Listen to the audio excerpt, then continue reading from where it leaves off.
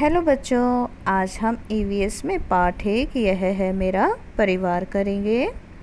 आओ बच्चों मिलकर एक कविता गाते हैं। प्यारा घर, अपना घर है सबको प्यारा, यह देता है हमें सहारा। अपना घर है सबको प्यारा, यह देता है हमें सहारा। माता पिता यहाँ पर रहते, कष्ट हमारे हित में सहते।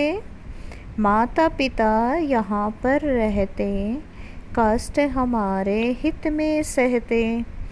राजा रानी कह बुलाते, बहुत प्यार से गले लगाते।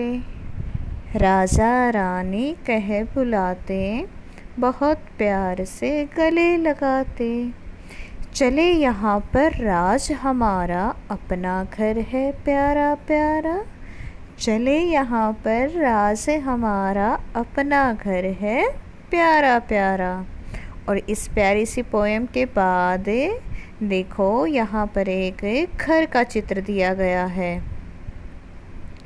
और अब बताओ तुम्हें यह कविता कैसी लगी बताओ। आप बता सकते हो। मुझे यह कविता बहुत अच्छी लगी। कैसी लगी? बहुत अच्छी। तुम्हें अपना घर अच्छा क्यों लगता है? तो यहाँ पर हमें बताना है कि आपको अपना घर क्यों अच्छा लगता है। क्योंकि इसमें हम रहते हैं, ये हमें सहारा देता है। और गर्मी, सर्दी, तूफ़ान, बारिश है ना, ऐसी मुसीबतों से भी हमारी सुरक्षा करता है। सामने दिए गए चित्र में अपने घर के सदस्यों के नाम और उनसे तुम्हारा क्या रिश्ता है लिखो। यहाँ पर देखिए घर बनाया हुआ है। इस घर में घर के सदस्यों के नाम और उनसे तुम्हारा रिश्ता ऐसे लिखने हैं। जैसे कि यहाँ पर सबसे पहले अपने पिताजी का नाम लिखना, और यहाँ पर रिश्ता क्या है? पिताजी। और फिर अपनी मम्मी का नाम लिखना है। दादा दादी का भी नाम लिख सकते हो, भाई बहन का भी, चाचा चाची, ताऊ ताई, बुआ। और आप इस प्रकार इनके नाम लिख के दूसरी साइड क्या लिखोगे? इनसे आपका रिश्ता। ये देखिए उसके बाद है पेज नंबर 2, बात परिवारों की। आशा तीसरी कक्षा में पढ़ती है। उसके परिवार में माँ पिताजी व छोटी बहन है।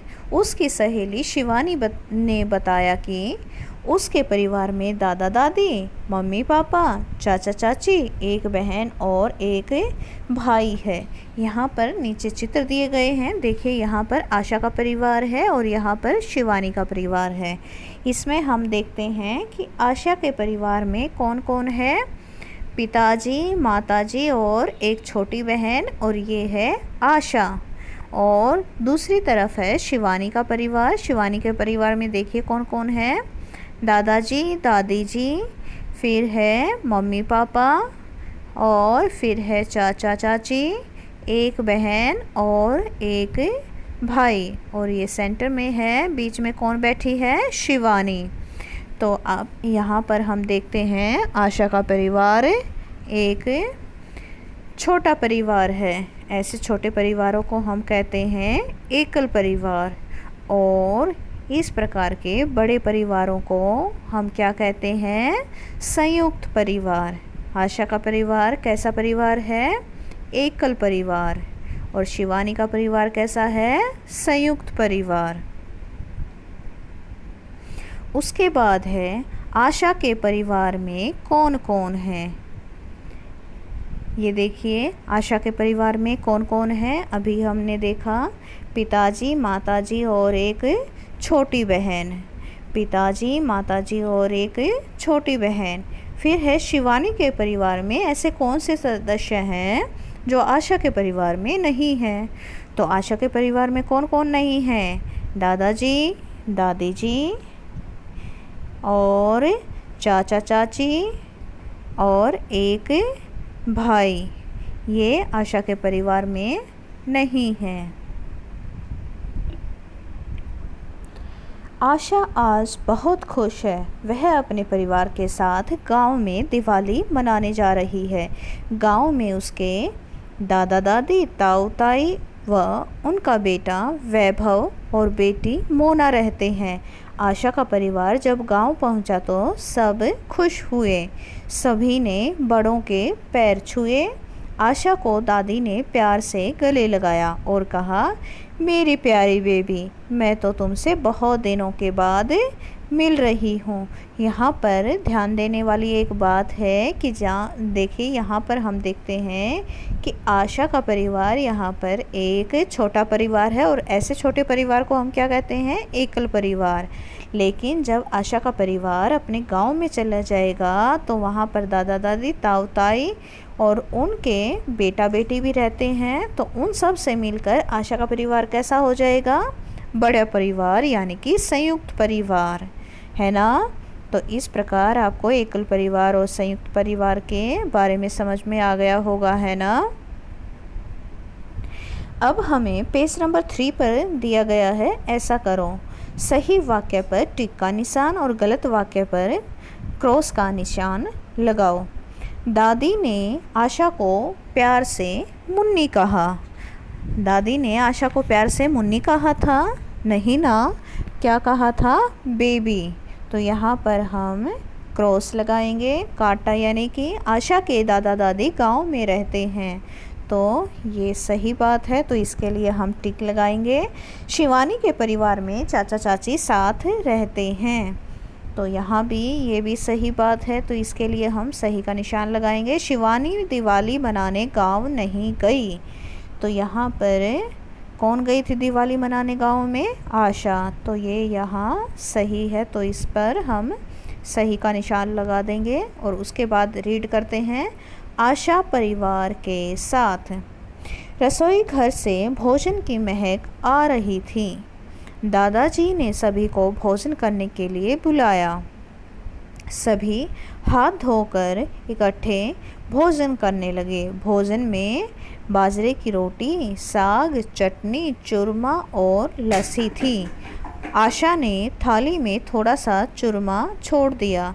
दादाजी ने कहा, यह अच्छी बात नहीं है। हमें थाली में उतना ही खाना लेना चाहिए जितनी भूख हो। और इसके बाद हमें यहाँ पर दिए गए हैं रिक्त स्थान भरो। थाली में खाना झूठा डैश चाहिए, तो यहाँ पर हम लगाएंगे नहीं छोड़ना चाहिए, और इसी को हम यहाँ पर लिखेंगे। थाली में खाना झूठा नहीं छोड़ना चाहिए। फिर है, हमें भोजन डैश करना चाहिए, हाथ धोकर। कैसे करना चाहिए, हाथ धोकर। हमें भोजन हाथ धोकर करना चाहिए। हमारे घर में खाना डैश में बनाया जाता है। कहाँ पर बनाया जाता है, रसोई घर में। तो यहाँ पर लिखना है, हमारे घर में खाना रसोई घर में बनाया जाता है।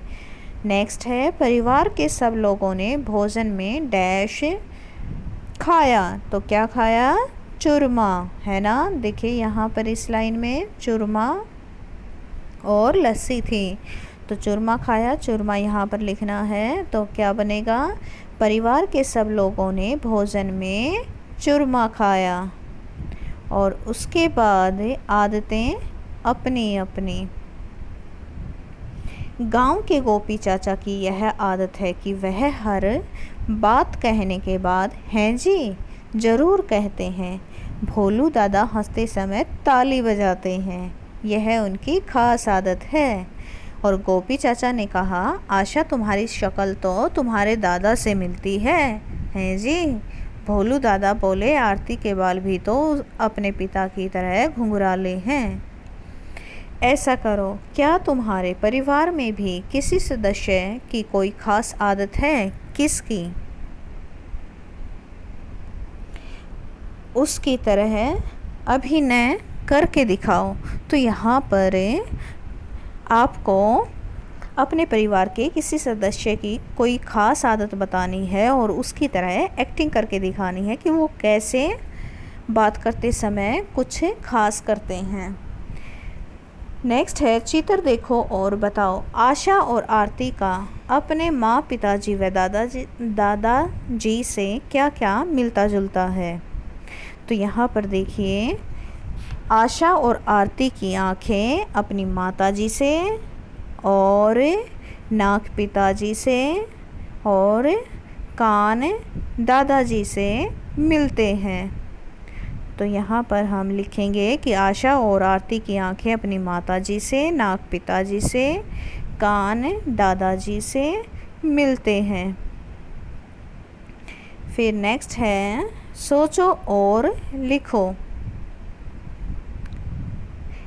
क्या तुम्हारी आँखें, बाल, नाक, चाल, आवाज़ आदि तुम्हारे परिवार के किसी सदस्य से मिलती जुलती हैं? यदि हाँ तो तालिका बनाओ। तो यहाँ पर देखिए एक टेबल दी गई है, तालिका दी गई है। तो यहाँ पर एक उदाहरण भी बताया गया है कि आपको कैसे लिखना है। यहाँ पर परिवार का सदस्य है, जैसे पापा, मम्मी, दादा, दादी, चाचा, बुआ, ऐसे लिख सकते हैं। और उनसे आपका क्या क्या मिलता है वो यहाँ पर दूसरी तरफ लिखना है।